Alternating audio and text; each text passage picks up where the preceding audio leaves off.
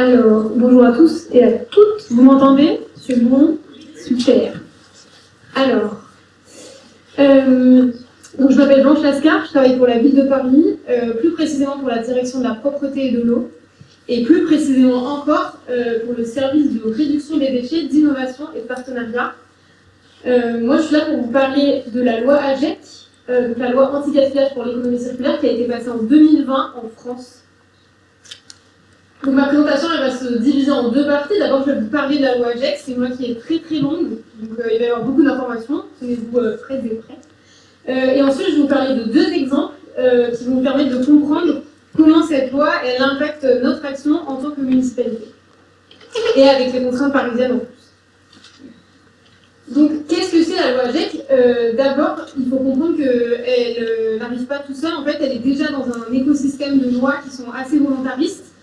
D'abord, en 2015, la loi pour la transition écologique et la croissance verte, qui va promouvoir en fait l'indépendance énergétique de la France.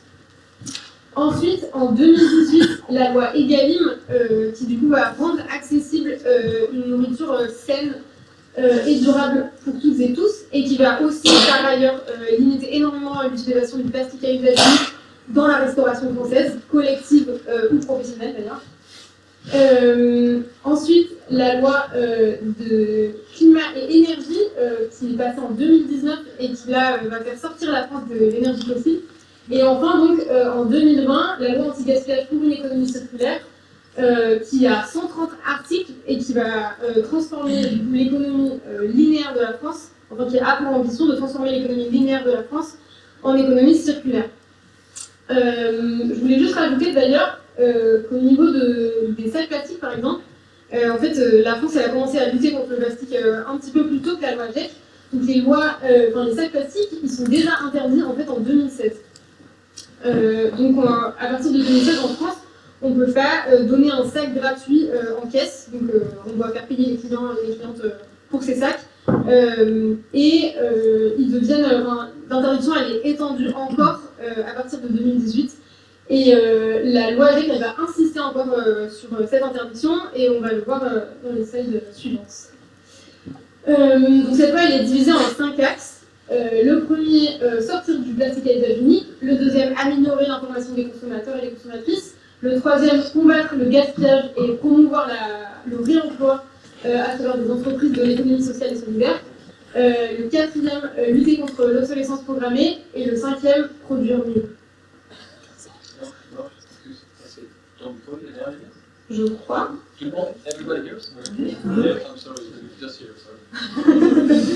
Ok. Donc je vous ai dit qu'il y avait 130 articles, je ne vais pas vous détailler toutes les mesures parce que sinon on est vraiment là jusqu'à 20h.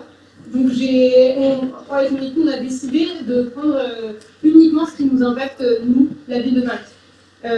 Vous allez voir, en tout cas vous saurez si vous faites des recherches ensuite avec cette loi qu'il y a d'autres impacts, notamment beaucoup d'interdictions pour les professionnels de la production du plastique ou de l'emballage qui du coup ne seront pas forcément évoqués dans cette présentation. Alors, au niveau de l'axe 1, qui est assez fourni, l'objectif, c'est l'abandon du plastique à usage unique en 2040. Et pour remplir cet objectif, il y a plusieurs plus petits objectifs. Vous allez voir, en fait, la loi AGEC, ce qui est intéressant aussi, c'est qu'elle est phasée à travers plusieurs périodes. Donc, on a beaucoup de dates, en fait, qui impliquent de nouvelles interdictions. Donc, par exemple, au niveau de la ville de Paris, le fait de supprimer le plastique à usage unique par rapport à la loi EGalim dont je vous ai parlé, ça s'est passé dans nos cantines. La ville de Paris, elle sert 30 millions de repas par an. Du coup, on a dû supprimer le plastique de notre restauration à emporter, par exemple pour les personnels de la ville de Paris, mais aussi pour les petits Parisiens et Parisiennes qui mangent dans notre restauration scolaire. On est passé d'emballage à usage unique à du très gros pour pouvoir justement avoir moins ou pas du tout d'emballage. Au niveau de notre restauration professionnelle, par exemple, ça s'est traduit par 55% de plastique en moins dans la restauration à emporter et 33% en moins dans la restauration sur place. Donc c'est des chiffres qui sont quand même assez importants. Ensuite, vous pouvez voir la suppression de la distribution gratuite de bouteilles en plastique dans les entreprises et dans les établissements qui reçoivent du public. Cette loi elle a été beaucoup évoquée pendant les Jeux Olympiques, par exemple, donc ça vient de la loi AGEC. Ça a fait que nous, nos administrations de la ville de Paris, elles ont dû acheter des carafes d'eau et gérer leur stockage et leur maintenance. Ensuite, vous voyez aussi la suppression des sacs en plastique oxodégradables. Tous ceux qui ne sont pas biodégradables, normalement, ne doivent pas être fabriqués ni importés en France. C'est quelque chose qu'on essaye de faire beaucoup au niveau de nos marchés alimentaires. La ville de Paris est responsable des marchés alimentaires parisiens. Et c'est extrêmement difficile de lutter contre la prolifération des modèles qui ne sont pas conformes à cette loi. On essaye de faire des campagnes de verbalisation, mais ça revient toujours, donc c'est quelque chose sur lequel on travaille. En 2021, les restaurants sont obligés d'accepter des contenants réutilisables s'ils sont propres et appropriés. En 2022, les services de portage de repas doivent utiliser de la vaisselle réutilisable. Ça nous concerne aussi. On a un service de portage de repas avec la ville de Paris, donc on livre des repas aux personnes qui en ont besoin. On est en train de tester des contenants réutilisables. C'est très très compliqué, on a un taux de retour qui est vraiment pas satisfaisant pour l'instant, mais on a déposé un autre dossier, donc notre but c'est de voir comment on peut respecter les normes d'hygiène. Par exemple, on peut faire prendre de verre, parce que ce sont des personnes âgées, donc ça pèse lourd, les livraisons, les contraintes aussi, voilà.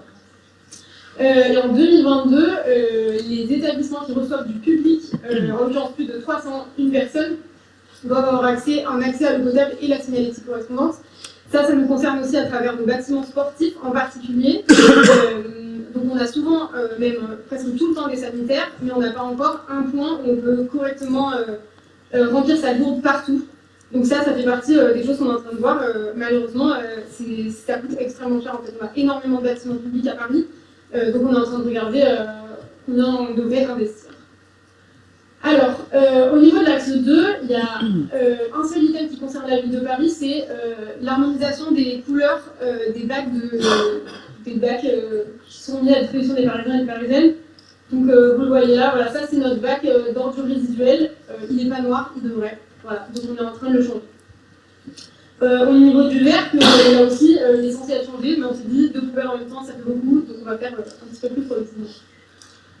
Au niveau du troisième axe, vous voyez la réduction de 50% du gaspillage alimentaire de 2015 à 2025.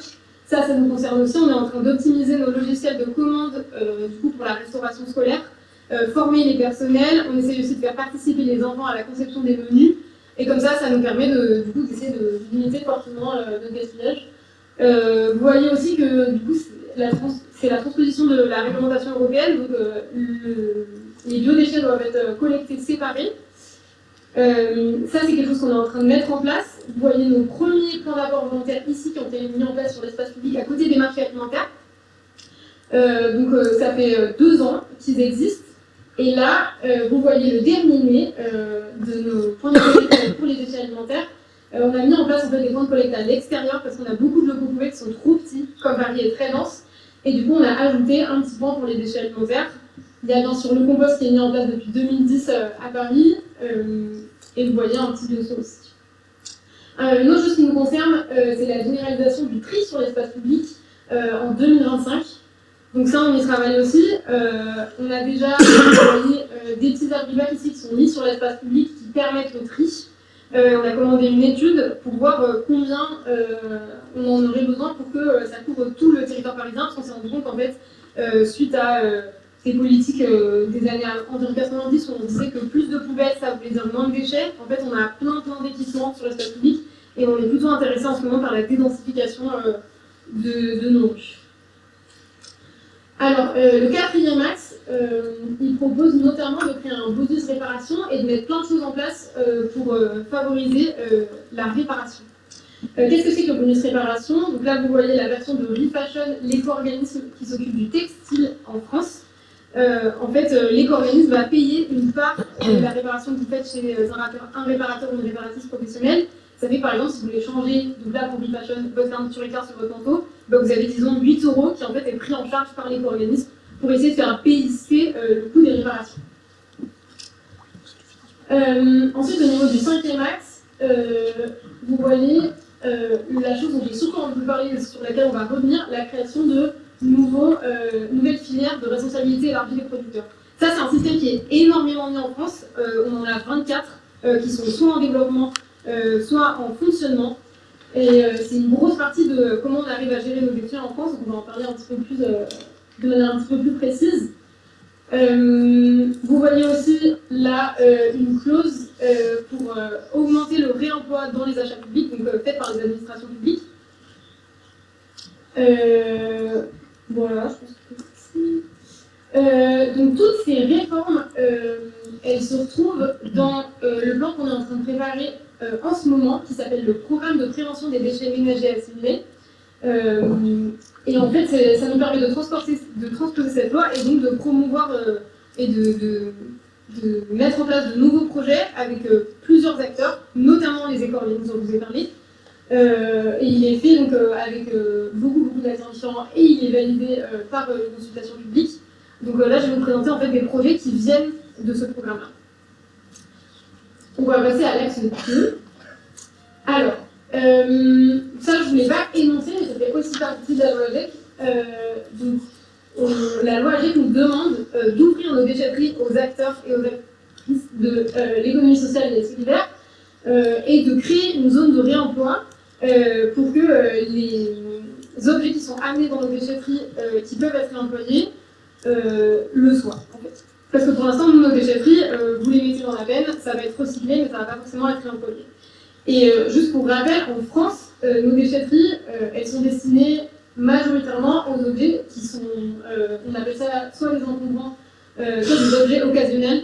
Donc en fait, le textile, le kit électroménager, voilà, des choses que vous ne produisez pas tous les jours et que là, on va collecter une fréquence beaucoup moins forte. Et du coup, on peut se permettre de demander aux Parisiens et aux Parisiennes de les amener à un point. Donc on a essayé d'ouvrir une zone de déchetterie, on l'a fait d'ailleurs, on l'a expérimenté, la plus moderne, qui du coup avait un petit peu plus d'espace, donc on a fait une zone de réemploi. Donc ça fonctionne, mais en fait on s'est rendu compte que de toute façon on ne pouvait pas l'étendre à toutes nos déchetteries, donc on a dû trouver d'autres moyens. Alors pourquoi est-ce qu'on ne peut pas l'étendre à toutes nos déchetteries? Donc à Paris on en a 9, mais surtout on a une densité de population qui est énorme en fait. Et donc on n'a pas du tout d'espace pour augmenter la taille de nos déchetteries. On a aussi, en fait, le nombre de ménages qui ont des voitures à Paris est très très bas, on est à peu près à 50%. Donc en fait, on ne peut pas non plus demander aux personnes de venir avec leur voiture à un point. Donc typiquement pour des choses qui sont lourdes ou très encombrantes, ça devient compliqué en fait de leur demander de les déplacer. Et enfin, on a un assez gros volume de déchets occasionnels, c'est ce dont je vous parlais. Donc là, on est à 14 000 tonnes. Un petit peu plus sur l'année 2023. Donc c'est un flux qui est très compliqué à collecter et à recycler quand on n'est pas un acteur industriel. Donc typiquement les acteurs comme les ressourceries ou les recycleries, en fait elles sont incapables d'absorber un gisement pareil. Donc de toute façon on ne peut pas déléguer cette responsabilité en fait. Alors quel moyen on a trouvé? Vous voyez le premier moyen qu'on utilise à Paris s'appelle le tri mobile. Vous avez la première version ici, là, avec la petite remorque, et ça c'est la nouvelle version un petit peu plus low-tech. On a arrêté d'utiliser les remorques parce qu'en fait on avait beaucoup de problèmes, elles nous coûtaient très cher, donc on a fait un système un petit peu plus agile et fonctionnel pour nos besoins. Alors comment ça marche? Ils arrivent à des moments dédiés du mois. Les Parisiens et les Parisiennes peuvent amener leur petit électroménager. Et nous, ce qu'on essaie de faire pour la prévention des déchets, c'est en fait de les allier à une association qui, du coup, elle va prendre les parties du gisement qui l'intéressent et ensuite les détourner vers son local à elle, si c'est une ressourcerie ou une recyclerie, voilà, elle prend le flux qui les intéresse. Donc ça permet de faire connaître l'association et aussi de prendre un gisement plutôt intéressant sans qu'elle ait besoin forcément d'aller loin. La deuxième solution qu'on a trouvée, c'est avec l'éco-organisme qui est actif sur les déchets électriques et électroniques à Paris, qui s'appelle Écosystème, et qui nous a permis de résoudre le problème du gros électroménager. Parce que ces tri mobiles sont très intéressants, mais c'est un peu compliqué de demander à quelqu'un d'amener son lave-linge. Donc, on a fait un partenariat avec Écosystème et on leur a demandé de venir collecter les gros électroménagers. Alors, nous, pour l'instant, on le fait avec le petit camion que vous voyez ici. Voilà. Donc, en fait, les Parisiennes et les Parisiens prennent un rendez-vous sur cette plateforme et le camion vient, prend tous les déchets et les amène à la déchetterie. En fait, c'est vraiment, on fait un peu taxi, quoi. Et nous, on s'est dit, avec l'écosystème, tiens, c'est dommage quand même parce que c'est sûr qu'il pourrait être réemployé. Donc, on propose un meilleur service aux Parisiens qui, du coup, nous délaissent de la gestion de ce gisement. En fait, je demande électroménager, c'est un rendez-vous sur la même plateforme qui nous permet du coup d'avoir moins de rendez-vous, qui est collecté à l'appartement, parce que nous, quand on collecte des déchets, vous le voyez ici, on demande que ce soit sur la rue pour éviter à nos équipes de monter. Donc là, par contre, les équipes d'écosystème montent, prennent le gros électroménager, et ensuite le massifient dans un entrepôt où du coup les acteurs de l'économie sociale et solidaire peuvent venir se servir pour réparer et revendre dans leur propre lot. Donc ça nous permet de réduire le nombre de rendez-vous qu'on a pour pouvoir faire un travail plus qualitatif à nos équipes. Donc là, on est à 50 rendez-vous de moins, enfin 50% de rendez-vous de moins, pardon, sur notre plateforme, c'est énorme. Et ensuite, on a à peu près 30 à 40% de gisement qui est collecté, qui est réemployé par les acteurs de l'économie sociale et solidaire. Donc on est très très contents. Ensuite, je vais vous reparler de du coup, les mesures dont je vous avais parlé au niveau des nouvelles filières de responsabilité élargie des producteurs. Donc en 2021, il y a la filière des déchets du tabac qui est créée. En 2023, la filière des matériaux de bâtiment. En 2023, la même année, on insiste sur le fait qu'il y a des emballages qui doivent être réutilisables mis sur le marché. Donc il y a un objectif concret. En 2024, on attend la filière de responsabilité pour les textiles sanitaires. Et en 2025, les déchets d'équipements commerciaux et industriels. Alors, donc, on a eu cette filière qui s'occupe des déchets du tabac, et ça nous a permis, nous, collectivités, d'être en partenariat avec elle, et du coup, qu'on se fasse financer un plan de sensibilisation aux déchets des mégots. À Paris, on en collecte 2 millions par an, c'est énorme. Ça pollue aussi nos systèmes d'assainissement. Et Pardon, de bien. Ça pollue aussi nos systèmes d'assainissement, et du coup, ce plan nous permet de récolter 4,5 milliards, si je ne me trompe pas. 4 millions et demi là, par contre. Et donc de financer des dispositifs de sensibilisation. Donc, c'est l'éco-organisme qui va aller voir les buralistes et les gros lieux de production de cigarettes et qui va du coup les sensibiliser à où est-ce qu'il faut les jeter. Ils vont aussi nous permettre de distribuer des cendriers de poche. Et nous, on va financer des clous sur nos avaloirs pour dire ici commence la mer, et essayer de sensibiliser aussi à ne pas jeter dans les égouts, parce que ça, c'est un gros problème. Ensuite, pour les déchets de construction, la loi GEC, elle nous demande de les trier séparément. Donc on doit avoir maintenant le plâtre, le métal, le bois et les fenêtres. Je vous ai dit qu'on n'avait pas de place dans nos déchetteries, c'est toujours valable. En fait, on ne peut pas mettre 3 bêtes de plus, c'est pas possible. Donc là, on est en train de discuter avec l'éco-organisme qui a été nouvellement créé pour qu'eux-mêmes ouvrent des points de collecte dans les lieux dédiés aux professionnels et qu'ils puissent gérer les déchets du bâtiment, vu que nous, on n'est pas capable de le faire, et que ce soit correctement recyclé et réemployé. Alors, ensuite, je vous ai parlé des objectifs de réemploi. Ça nous permet de faire un partenariat avec l'éco-organisme des emballages et de financer une expérience sur la consigne. On a fait pas mal d'expérimentations dessus à Paris. Là, comme on a beaucoup plus de fonds, on arrive à faire sur une beaucoup plus grosse échelle. On vise à peu près, je crois, 1600 emballages. On le fait sur 4 arrondissements. On a besoin de quelqu'un qui est capable de faire intermédiaire avec les restaurants. Nous, on n'est pas forcément compétents là-dessus, qui connaît bien le business model. Et en fait, l'éco-organisme nous permet de faire un peu ce réseau d'acteurs. Et nous, juste, on se greffe dessus, on regarde si ça nous plaît ou pas. Et en l'occurrence, c'est aussi nous qui le finance. Donc, c'est très intéressant. Alors, je vous ai aussi parlé donc, des responsabilités qui arrivent, des filières qui arrivent. Alors, celle qu'on attend en ce moment, là, on a un premier cahier des charges qui est sorti. C'est celle sur les textiles sanitaires, donc les couches, les lingettes, voilà, tout ce qui est utilisé et qui, souvent, malheureusement, finit dans nos égouts et crée des énormes coûts qui nous coûtent extrêmement cher. Nous, ce qu'on voudrait, du coup, c'est faire un partenariat avec eux et, si possible, qu'ils nous financent quelque chose qu'on est en train d'expérimenter. Ça fait plusieurs années, on a déjà financé une entreprise qui fait des couches compostables. Ça s'est très bien passé. Du coup, là, on est en train de les tester sur 3 crèches d'un de nos arrondissements. Et on se dit, bah, en fait, c'est une super transition. Donc, si on arrive à se faire financer ce projet, du coup, ça permettra d'utiliser uniquement des couches compostables à Paris. Et on est très content de ça. Et enfin, on attend aussi les déchets d'emballage industriels et commerciaux. Là, je vous ai mis une photo d'une fin de marché à Paris. il faut savoir que à Paris, les commerçants et les commerçantes ont le droit de laisser leurs déchets. C'est la ville de Paris qui s'occupe de nettoyer les marchés ensuite. Donc vous voyez, c'est vraiment des bacs en polystyrène et des cagettes en bois, des choses qui ne se recyclent pas. Voilà. Nous, on aimerait bien qu'ils passent à des initiatives employables, mais pour l'instant, ils n'ont aucun intérêt à le faire.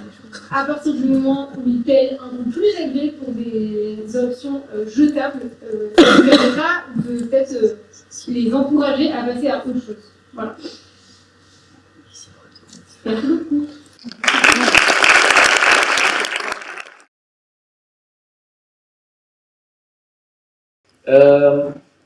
L'AGEC prescrit déjà des objectifs pour cette année-ci et l'année prochaine, dont supprimer 100% d'emballages à usage unique inutile et réduire de 20% les emballages à usage unique pour 2025, entre autres par l'emploi. Est-ce que... Yes, okay. So you already have objectives for the AGEC law for this year and next year, which are examples, eliminate 100% of the packaging which is useless, and reduce by 20% packaging for single use by 2025. Do you already see differences when you go to the supermarket? Do the producers in the supermarket are changing their packaging, their systems to reduce this packaging? Do you hear me? Yes. Okay. I think it's very complicated to see that. The first reason is that you can see that the law was passed, but you can see that it's also very vague. Like the objectives are very vague, and there's a reason for that. It's because the French government is supposed to pass what is called in French décret to precise basically what is, for example, a necessary packaging. And for the AGEC, you have seen that it was actually passed in 2020. You all know what happened in 2020, and I'm sure that you understand that it was not the most pressing matter at the time. So I told you, for example, that the EPO for textiles is supposed to be implemented in 2024. We are in 2024, but we only just got the decree for the EPO. So usually they take place actually later. So I would think actually that the regulation that you're talking about, it was also implemented later. What I can say though about France, I've lived in Germany for a couple of years, and somehow basically buying in bulk is much more common in France than it is in Germany. I don't know if it's the same in other European countries, but for example, there are supermarkets where you can buy in bulk. There are a lot more markets and things like that where basically not everyone buys in supermarkets. You can buy in bulk, like there are a lot more shops that make it available. So I wouldn't say that it improved. For example, now you can buy reload things instead of the real package. So it's like 25 less plastic, but it's still plastic, so I don't consider it normal.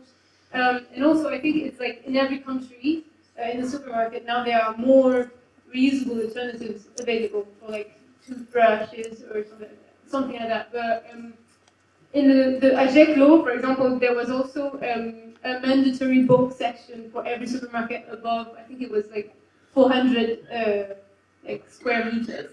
But the problem is that it's so expensive that nobody buys it and it just goes to the trash.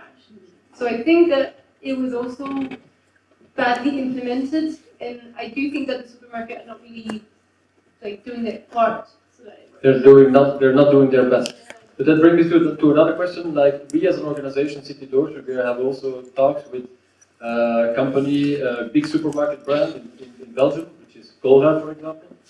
They're not going to take the step to do the transition to buy, to sell in bulk. They're not there yet. They do actually the opposite. They have just to make you buy more. They add an extra packaging around 2 packs or 3 packs of pasta, for example. And my question is, this extra plastic around several packs, is that seen as a useless packaging in the AGEC law, or is it still too vague? actually, there's a law right now, I think that was passed in France to forbid that. like. To forbid that. Yeah. Well, we urgently need that public law in Belgium. We call it over-packaging, that is Over supposed to be illegal, yeah. It's still legal in Belgium, unfortunately, so we have loads of packaging. But I think it's taken into account by the CWR, right? I think it's in there, yeah. It's coming then. Okay. Hi, my name is Sylvie Roulance, I'm from Consommation. I've got a question for Blanche Lascar. In France, you are more ambitious with the Loi AGEC than the PPWR will come in some months. My question is how Paris will do to not make step backyard, because we feel that when the regulation, the European regulation is less ambitious, all countries are trying to go backyard and not to be more ambitious. So how will you do it to hold this position and to stay, our goal stays those, and we are not going less, we will not do less. So I'm not a politician. Technically, it's not my place to do so. But what I can tell you is that it's something that is followed very closely by Paris. In my direction, especially in my department, we are following the PPWR really closely. It's something that is followed by France as well, and there's a lot of organizations, I guess, like yours, that are pushing France to stand its ground and to say that we should not go back, and that if we can be so ambitious, then it should become European law. And the program that I showed you, basically the strategy regarding waste prevention, it's the first time that the city of Paris, it's basically our third paper tackling waste prevention. But we decided for this paper to also have parts when we ask the state or Europe to have a more ambitious regulation regarding certain waste, especially regarding packaging, for example. So we are trying as a city, and the elected official that is responsible for my department is trying to push for a more ambitious regulation. Sadly, it's France, and aside from the French government, not a lot of people actually can make legislation.